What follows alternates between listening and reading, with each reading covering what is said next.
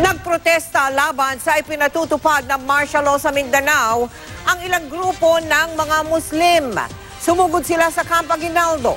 Panawagan nila sa Pangulo, bawiin na ang idineklara niyang batas militar at ipatigil din ang aerial bombing sa Marawi. Ito rin ang panawagan ng grupo ng mga Muslim na nagpatawag ng press con sa Quezon City. Wala raw kasing pinipili ang airstrike at maraming nadadamay dito. Nais din daw nilang makuha na ang labi ng mga nasawi sa bakbakan at mabigyan ng tamang libing ayon sa ritual ng Islam. Kami po ay ganap na nagmamakaawa sa ating mahal na Pangulo na kung maaari sana ay itigil muna kahit pansamantala yung paggamit ng bomba, paggamit ng airstrike